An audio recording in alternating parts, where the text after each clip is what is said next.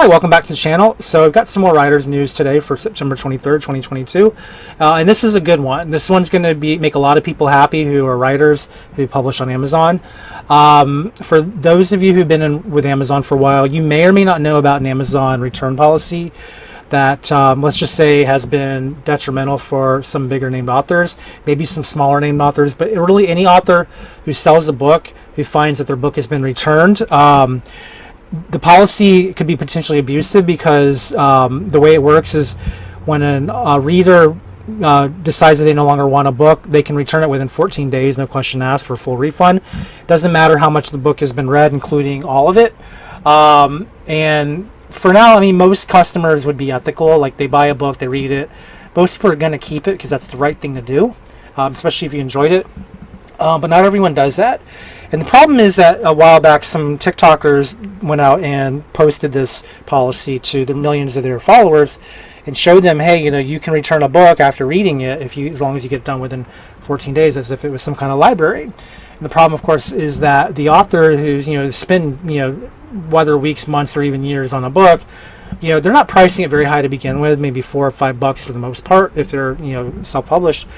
But when you return that book, I mean, they get none of the profit. Like, not only does the money get fully refunded back to the customer, which means the author doesn't see any of that income anymore, but in some cases, if Amazon already paid them for it, then that's going to come out of their bank account. And they're actually money they thought they had is no longer going to be there. Like, they're going to owe for their own book, which is stupid. And this is one of those things where authors have been getting up in arms. I mean, people who don't sell much in the first place aren't usually going to be affected by this, but those who are, like, that's their livelihood, that's their full-time income, is selling these books, and suddenly they're losing thousands of dollars, hundreds of dollars, tens of dollars, whatever the value, doesn't matter. That's affecting their ability to budget, their ability to just make sure they have their bills paid. All because somebody wanted to get a book for free. It's not fair. And so for a while, Amazon, they've had this policy in place, and it's really been upsetting to authors. And finally, according to the News by Publishers lunch, which I'm reading here, the Authors Guild and UK Society of Authors, they've decided that they have to do something. They had to get Amazon's attention, so they went ahead and advocated for change. And according to the Authors Guild, which I assume this is what the AG is, this new policy is going to take effect at the end of the year. So by 2023, we're going to see a new policy. And that policy, according to this quote here, is any customer who wishes to return an ebook after reading more than 10% will need to send in a customer service request, which will be reviewed by a representative to ensure that the return request is genuine and complies with the author's Amazon's policies against abuse. In other words, the reader can't just return a book within 14 days because they decided that either they're finished with it or whatever the reason. Like, if they want to return it, now they got to fill out a form. And again, it's within 10% they can still return it and questions asked. But I think that's fair because most of the demos, like whenever you go and search for a book to read, they're going to give you that 10% on the preview anyway.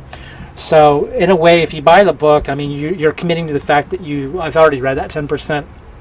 And now you want to read the rest. Now, I'm sure that there's a case for, like, if the book ended up being something other than what you expected, if there's some other mitigating resource why you shouldn't have to pay for it, that's what the request form is for. Like, they're going to review it, and if it's fair, they'll give you your money back. But if they're basically, what they're trying to do is they want to discourage people from abusing a system. They want to make sure that all returns are legitimate. They want to make sure that authors are not being screwed over by readers who think Amazon's a library. So I think it's good news. I personally haven't been affected by this because, again, I'm not selling books very much. But I know if I were living full time off of my writing career, I don't want to have to give half of it back to Amazon because some readers decided that they didn't want to pay for what they already spent all their time reading. So, I think it's good. According to the Society of Authors, they call the change a major improvement for authors. Books available on Kindle. I mean, my idea is no kidding. But yeah, it's just going to be a strong deterrent against buying, reading, and returning books within 7 days. and readers who attempt to abuse the return policy will be penalized under Amazon's policies. So basically, the good news here is that the TikTok videos are now invalid. So congratulations to all involved.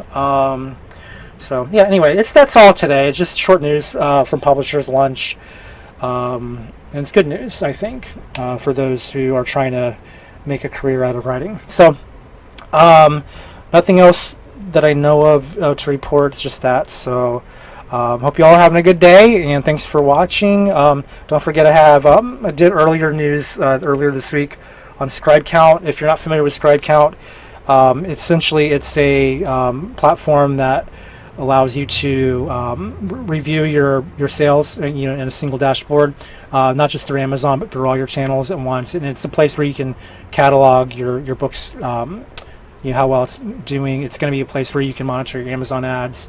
There's a calendar. I did a whole video on it a couple days ago. No one's watched it yet, so I'd appreciate it if you all took a look if you're interested in it. Obviously, if you're not interested, then you're not interested. But if you want to see more about a writer's tool that I recommend, check out that video from a couple days ago. Anyway, that's it for today. Thanks for watching. Hope you're having a good day. Don't forget to like, subscribe, do all the things YouTubers tell you to do. And if you get time, write in the comments. Let me know if you've had an experience with Amazon's return system, if you've been affected by it. If you're a reader who used it, I mean, you can chime in if you want to. But anyway, I just hopefully y'all will have some opinion on this, because I certainly did. But that's it. Have a good day, and we'll see you next time. Thanks. Bye.